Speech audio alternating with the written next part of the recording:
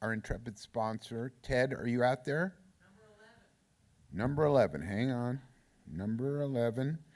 Um, it's Jennifer Duart. Jennifer. Okay.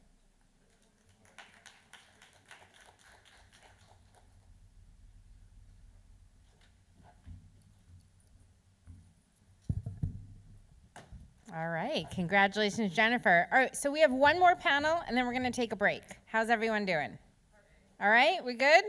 Um, Thank you for that awesome music panel. And now we're going to welcome Adam Goodman to tell us everything we ever wanted to know about Skibbity Toilet. So please welcome Adam Goodman and a ton of other really exciting projects that they have going on at Invisible Narratives. I will get it for you. Thank you. Hi, my name's Adam. I'm really happy to be here at a film festival. I come from the movie business. I love movies probably more than any kind of product that exists in the entire world. And I'm frightened about the state of Hollywood because every morning I wake up and I read articles about how Hollywood, thank you, Hollywood is becoming the new Detroit and the death of the movie business and all the headwinds and challenges that are taking place in show business. Let me just figure out how I get this. That's not me. That's not me.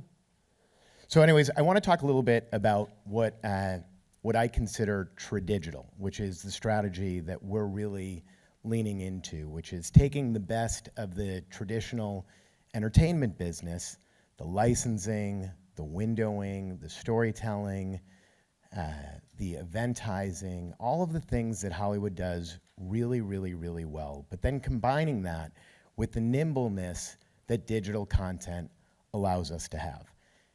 I want to be clear. I started by saying I love movies, and I come from the suburbs of Chicago, where I grew up in the 80s and worked for a filmmaker who was making some of the seminal teen movies in those days named John Hughes. That was my job in high school. I was really lucky working for John and got to experience incredible production and storytelling and comedies and everything from Breakfast Club and Ferris Bueller's Day Off to Home Alone, and made my way out to Hollywood, where eventually I ended up at DreamWorks Studios, where I ran Steven Spielberg's company. And now the metaphor for my career is I went from running Steven Spielberg's company to working in toilets. And so I've got to be very careful that it doesn't literally become a kind of a self-fulfilling prophecy for me. But at DreamWorks, we worked on great movies. We worked on American Beauty.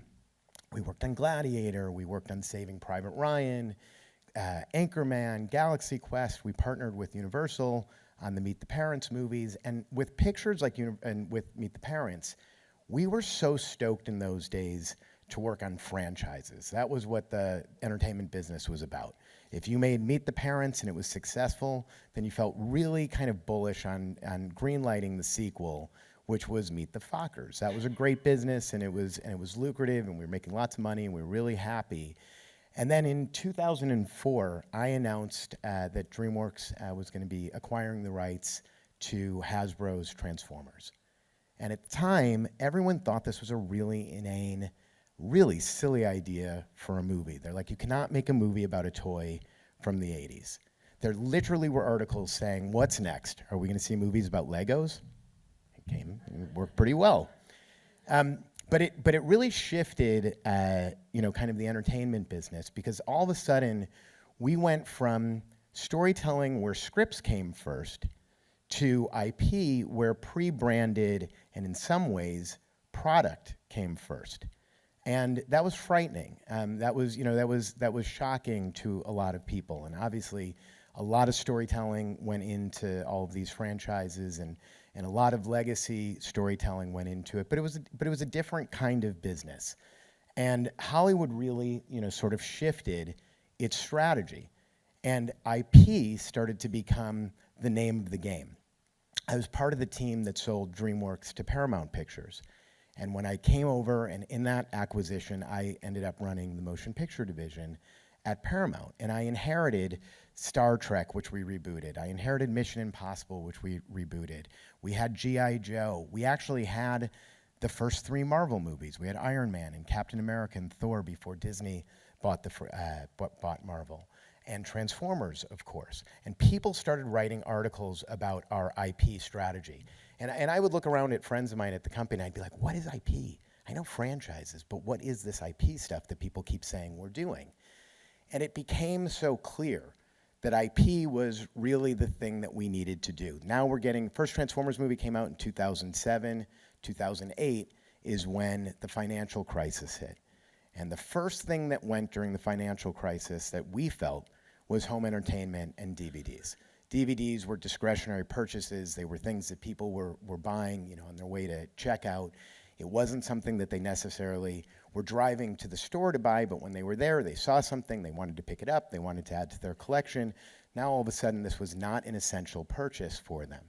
So the studio business had to start relying on other derivatives, other things that could make money. So these properties became increasingly more important for us as we started to rely on these other business streams for us.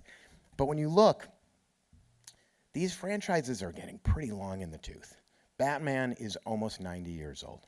Awesome franchise, nothing wrong with it, but I didn't grow up with Batman. I mean, I love Batman, but it's 86 years old. James Bond is on its 27th or 28th movie right now. It's almost 63 years old. Mission Impossible, 59 years old. Star Wars. This is not where young people are identifying or discovering or feeling advocacy for things. These are things that kids are inheriting. These are things that their parents and their grandparents are kind of telling them, these are cool, you should like this. And then they get their way to it. But we really believe that nowadays entertainment needs to meet audiences where they are, not trying to kind of force to them and say, well, you're going to like this because generations before you like this. I grew up coming home from school every day and sat in front of my mom's black and white television in the kitchen, and I would watch great shows like I Dream of Jeannie and the Brady Bunch, and I really believed that backyard for the Brady Bunch was real. I thought that was a real backyard. I thought that AstroTurf lawn was just a perfectly kept lawn, and I believed that backyard was a real place. When I got to Paramount and worked in Nickelodeon and watched Disney shows, this is a Disney show from today. It's the same Burbank soundstage, the same fake greenery, but on the right is a YouTube channel. That's real. On the left is Disney, on the right is YouTube. On the left is a process car and a green screen. On the right are YouTubers that are sitting in their car, really in their backyard, really waking up. And you start to see why kids are so drawn to this type of content. It's not a fake closet, it's a real closet. It's not a fake high school, it's a real high school. It's not a soundstage looking like Japan, it really is Japan. See, the thing is kids are allergic to artifice.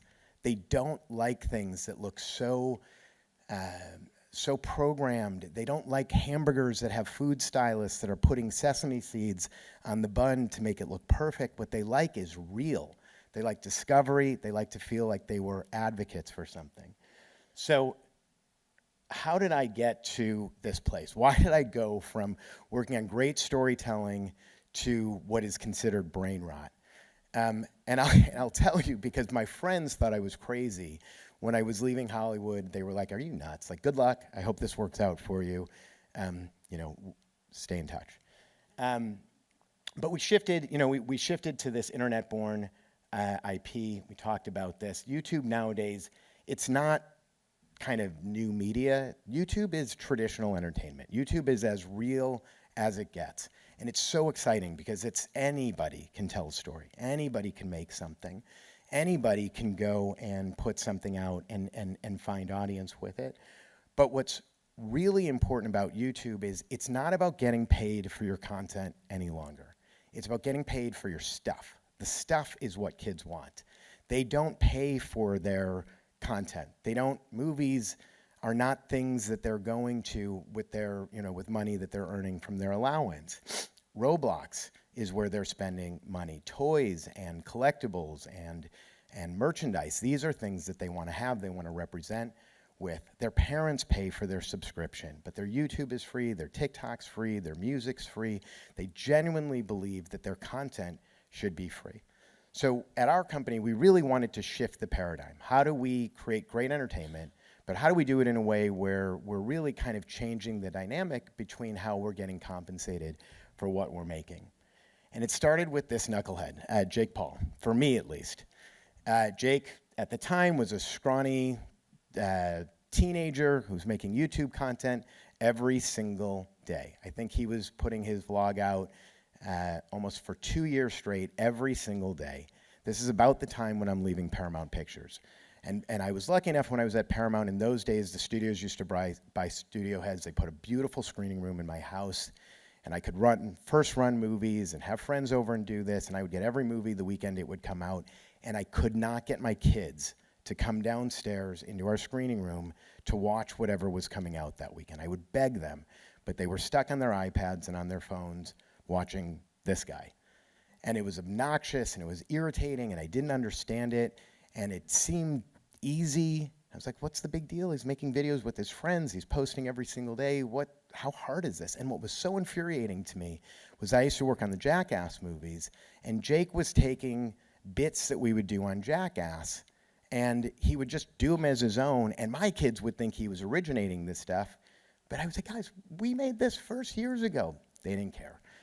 But Jake announced that he was buying this Lamborghini. It was in the summertime of whatever year this was. And he came on his channel. He's like, hey, guys, I'm buying myself a Lambo. I'm really excited. And having never bought a Lamborghini before, I guess it takes about 4 to 6 months for one of these cars to be delivered from Italy, to be going to production and so forth. And because he had a channel that was on every single day, he was talking about this car every single day. My kids were cute and little at the time. They're not cute and little any longer. But at the time, my son got so wrapped up in this story. My son didn't think Jake Paul was getting a Lamborghini. My son thought that we were getting a Lamborghini. The places that we were going to go when this car arrived. And because he had a channel that was talking to his audience every single day, it created this rooting interest in my then 9-year-old's life, that he was so excited that the day the video of this car being delivered came out, which was sometime towards the end of October. This started in the summer. Now we're close to November at this point. That my son asked if he could actually use the screening room, have friends come and leave school early for the day to watch the video drop in as close to real time as possible. My wife bought him a sweatshirt commemorating the arrival of the car. And this was like Sweeps Weeks television. This was as big of an event as you could possibly get in my household in entertainment for my kids. I'm like, why is this happening? What is going on? And the very next day, Jake never talked about this car again. He just went on to whatever else his content was. And I called him and I said, Jake, what you don't understand is that you inadvertently just created IP that was as valuable to my son as the DeLorean was from Back to the Future for me. That car could have been its own YouTube channel, it could have been its own animated series, it could have been its own toy line. Kids were so stoked on this car. And at that point, I realized that I needed to shift all of my energy and found this company called Invisible Narratives, where we were telling stories in a different way, where we were basically embedding storytelling into the background, invisibly, into channels that already had audience, that already had followers. And that's kind of what led me to starting this and trying to figure out how we were going to find great new content. It's not easy to do that. I started watching, there was a kid who was making great Transformers previs, like pre-visualization, fan art. It was awesome. And I called him and I said, look, you know, what you're doing is great. He's got some views. He had some followers at the time, not many. But I'm like, why don't you do something that's original? Why don't you do something, instead of relying on somebody else's thing that you can't own, why don't you create something on your own? And thankfully, he didn't pitch me what he was going to do, because if he did, I probably would have passed on it. But I was also lucky enough that when I was at Paramount, I got to work on something that thankfully I also didn't take the pitch for. But if someone came in to me at the time, and it was a movie I worked on, and said, I've got a great idea. It's about a sponge, he's yellow, and his name is Bob, I would have passed. If they pitched me an idea and they said, I've got an idea, it's about some teenagers, and they're ninjas, and they're also mutants, and they're turtles, I would have passed. The end of Hollywood? Yeah, everybody's talking about it. It's never been more expensive to produce content and find an audience. More reboots, more sequels, more of yesterday. But today's audience isn't looking backward. They're living in digital worlds, discovering stories in real time. We meet them where they already are. We lean into what they love. We understand how to amplify it, how to fuel it. The birth of Skivity Toilet. One video, a universe ignited. Millions watched, millions more joined. Not in theaters, not on streaming, but on YouTube, the biggest storytelling platform on Earth. A fandom exploded, one of the fastest growing channels in history. Then we took it to the next level. The Skibidi Creator Alliance. We did the unthinkable. Empower creators to build their own universes within ours. The network of passionate storytellers, theorists, and world builders, creating authentic Skibidi content while reaching millions. 56 channels, 112 million subscribers, one unified world. We leverage both the Creator Alliance and fan momentum to take the IP to the top, becoming the #1 licensed IP on Roblox, dominating Minecraft in a Fortnite phenomenon. Bro, they got Skibidi Toilet in Fortnite. And in less than a year, one YouTube series overtook Star Wars, Marvel, NBA, and NFL viewership. And then, from screens to shelves, our products hit 60 countries with unprecedented sales. And now, the future. A Michael Bay film, a television universe in development, a new era of YouTube storytelling. We're building the next generation of billion-dollar franchises. For them, from them, with us. So Skibidi's batshit crazy, like it really is. When it started, it was a guy popping his head out of a toilet. There really wasn't any design. It wasn't meant to be what it was. You can't predict this kind of success. It was weird. It had a very annoying, catchy song that went with it. It was viral, obviously. But it went from kind of 0 to 60 in a way like nothing that I'd ever seen before. The only thing that ever in my traditional career that was similar to it was kind of like when we launched the original Paranormal Activity movies. And again, in Paranormal Activity, when we first launched those movies, we didn't feed it to the audience and go out on 3,000 screens. We actually made the audience demand that that film came to their hometown. So we acted at the studio like we didn't get it, and we put up a website, and for every city that had 100,000 votes that kind of demanded that Paranormal came to their town, we would send a print their way. And that level of engagement, that level of fandom, that level of discovery really fueled what became a billion-dollar franchise for us. Similar to Skibidi. Skibidi is something that kids own. They don't like when their parents say the word. It's cringy, it's embarrassing. They literally like, please mom, don't say Riz, don't say Skibidi, don't say Ohio, whatever these words are. And we went from 0 to 46 million subscribers. We were growing at a pace that was so bizarre that we really truly couldn't keep up with the growth of everything. We have 19 billion views on our main channel.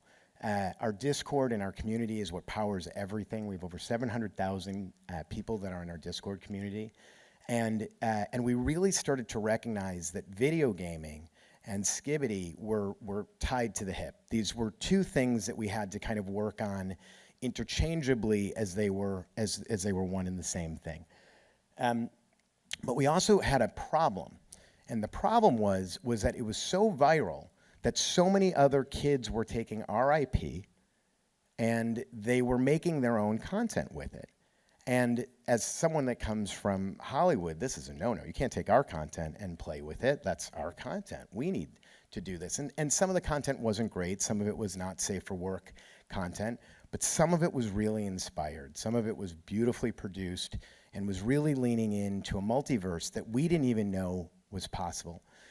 we were, at the time, we had a very small takedown team at my company who's going around issuing letters and saying, you're in violation of invisible narratives policy and blah, blah, blah, blah. And we were becoming the biggest dicks on the internet. People hated our guts because all we were doing was striking and canceling and striking and canceling. And all of a sudden it dawned on us, which was rather than going out and penalizing the fans, we decided we would embrace the top ones. We decided we would actually professionalize the creators that were doing this with reverence and were doing this as great partners. And we ended up taking on about 50 plus new channels that got us another 55 million subscribers. And in kind of their partnership, we started to give them a lot of creative assets. We started to let them in on our storytelling process. We started to look at their scripts so we could do it in coordination and release things, but in exchange, we took a small piece of their revenue, but more importantly, it allowed us to run advertising across these channels for free and to speak to our audience in ways that we never could have done. So we went from having 46 million subscribers to 110 million subscribers. We went from having one channel to reach our audience with to now having 56 channels to reach our audience with. And everything started to coordinate and really kind of changed our idea about how we use IP, about really kind of this notion of democratizing our IP, letting the IP be free, but really leaning into the other business units that we have in the company to drive revenue for us, to really make sure that the content was the thing that spun everything, but the other businesses were the things that kind of kept us alive. Gaming became critical, but many times in Hollywood, gaming is not necessarily an afterthought, but it's the cycle of making movies takes so long. I swear to God, I've negotiated perk packages for actors that have taken longer than the time from Skibbity to get from 0 subscribers to 46 million subscribers. Like, we were moving at light speed, and we didn't have the ability to wait 2 years to develop a game and to create something that came out. We had to do it in real time. So we were working truly with teenagers who were creating Roblox games for us and Minecraft skin packs for us. Fortnite was a little bit more professionalized, but we knew we couldn't wait, and we knew that our storytelling had to be something that was driving updates on games. And we became the #1 licensed IP on Roblox. In certain months, our Roblox game was generating over $20 million of revenue for us. I mean, just massive numbers, just out of nowhere. But because we were making content so fast, Roblox was able to issue new updates, new characters, new everything. It wasn't 3 years of production making and screenwriting. It was literally weekly drops, weekly updates to the game. Our kids were able to go from watching something to walking around in something. And that became very critical for us. So again, I always talk about tradigital because Hollywood is not broken, Hollywood is divine. But the process of Hollywood takes too long, and you've got to move fast. You've got to move fast. You can't have artifice. You can't make things look real. It has to be real. And great partners came on. We made 2 really strategic partnerships for the company. One was with Bonkers Toys, who was just completely, like their name, totally bonkers, and promised us that within the first year of releasing this product, we were going to have toys in retail, and they did it. And I had never seen anything like that before, and that partnership has been really critical for us to be able to meet the audience and be like, we're listening, we're here, we're showing up. And now most recently with Global, who's become our key licensing partner, and Global's brought on Funko and Isaac Morris and Concept One. We have a book series coming out through Scholastic and Franco and Ruby's, and like the greatest best-in-class partners are starting to recognize that us little dipshits from the creator economy, like, we're getting real. We're really trying to kind of advance the storytelling and take it in a way and treating it with reverence in a real way, and doing something that is going to, what I think is advanced, because I don't think Hollywood is broken. I just think Hollywood is shifting. I think it's just evolving in a way. We will be Detroit if we take 5 years to develop something to release it. We will be like Detroit if we're only working on franchises that are 80-something years old. And there's great advantages in working in YouTube properties, but there's also opportunities that everyone and we as a company need to get really smart about. On the advantage side, we don't have to spend to reach our audience. It's free. It's baked in. We don't have any any spend that goes into this. It's just we push something out and it goes to our audience, and that's really exciting.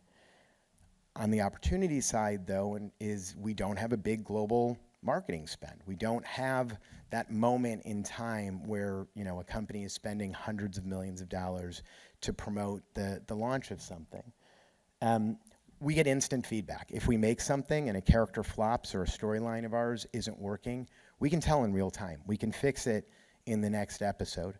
We can produce content in a way where we're not beholden to a cycle that typically takes minimally 3 to 4 years from the page to get to the sound stage to get to a theater for something, and that's really critical. And we can iterate on something and not have to spend $250 million before we know if it's even gonna relate to an audience. And again, I understand why we went in Hollywood to these pre-branded things, because it started getting so expensive to make everything that when you polled an audience to say, do you want to see this project, which is new and you've never heard about it, or do you want to see another Batman? Of course the audience is going to say, well, we want to see the thing we've heard of before because they've heard of it before. But really, that's not the way audiences work. They want fresh and they want new. And in retail, it's a little bit tricky because our moms and dads, they don't necessarily see what their kids are watching. These aren't co-viewing experiences any longer. They're not getting to see billboards and TV ads and digital ads and all these things. So discovering retail is something that's really critical when working on creator properties. When parents see our stuff in stores and they see the word Skibbity, they get it. When it's buried on a shelf and they have to look for it or hunt for it, it doesn't pop out to them yet because it's not a name brand for them at this point. So there's things that we need to do to kind of bridge this world. So my business, when I first founded the company, I brought in a good friend of mine and a filmmaker who I would work with for many years, Michael Bay. I brought Michael in and we made 13 movies together. And next to George Lucas, nobody had ever done content and commerce more successfully than Michael had. And I was explaining to Michael, I'm like, look, man, the game's changed. We can't just keep relying on studios. Can't wait till we greenlight things. You can't just keep working as a filmmaker where you're getting assigned other people's IP. We need to own our stuff. We need to make our stuff. And the big thing for me was I started thinking about what a movie theater was and how a movie theater made its money. And a movie theater was essentially a retailer that sold candy and popcorn. And they used other people's content to drive people into their store. They used storytelling to drive audience. And we would put an ad up on the Super Bowl in February, and that little 30-second ad would have enough storytelling that people would get so engaged that by the time that movie came in the summer, they were ready to get in their cars and literally with their friends drive to a destination to see something. And I was like, well, wait a second. If that's what a movie theater was, why can't we do that online? Why can't we use content to start driving audience to D2C? Why can't we use content to drive audience to website? Just like Ben was talking about, storytelling is really key. As what the panel before me was talking about, which merchandise is becoming more and more important to artists now because they're not really selling albums any longer. They're touring so that they can sell tickets and they can sell merch. And so while we're developing movies and we're developing TV shows, we can't wait for the cycle any longer. We need to meet the audience immediately where it is. Okay, message for Skibbity fans, because you deserve to know. This is where I work. I've been working with Boom maybe about a year and a half. Skibbity fans are some of the most loyal in the world. I tried to keep the thing that I was doing secret. It's a small short. We are really trying to figure out how to expand this universe. So I think, 7-8 days ago, I shot on a mocap stage. It was quite fun. We're just trying to do little tests to see how it works. And it was actually quite fun, but I'm not showing the imagery. But you're going to see it soon, okay? Bye.